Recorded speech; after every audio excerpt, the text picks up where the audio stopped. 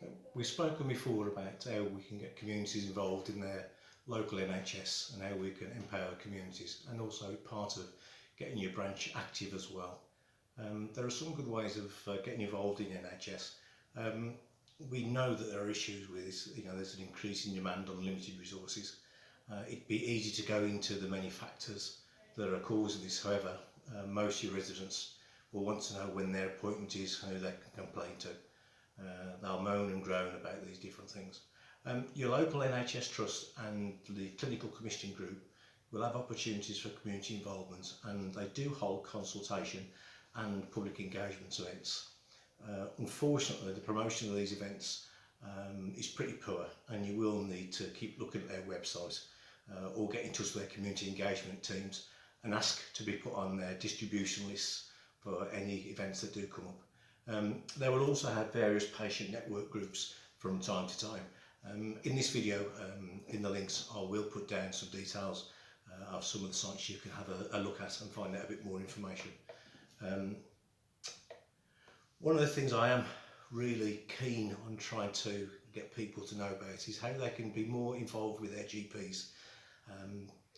There are plenty of information that can be found on GP practices and just how their services and qualities of their service are.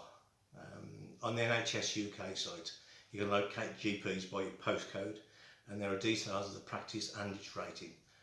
You may also want to have a look at the Care Quality Commission for any recent inspection reports, which is always a good place to have a look at. And there's also something that's called Quality Outcome Frameworks, or as they call it, QOF.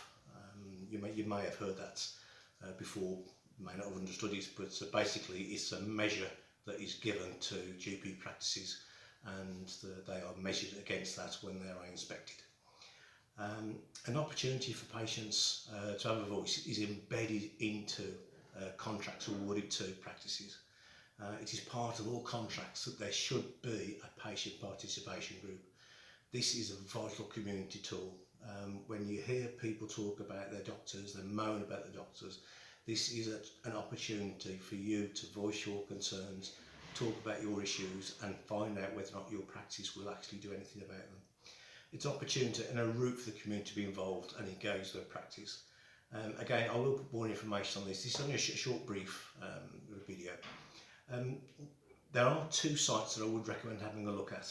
There's something called the National Association of Patient Participation Groups, or NAP for short, NAPP, and also the Patients Association. Both of these are full of good information about how your GP should be conducting a group, a community group, and how they should be talking to you and engaging with you. That's all I will do for the time being. I will put the links into this video, but in the meantime I've got other things to be doing. Cheers.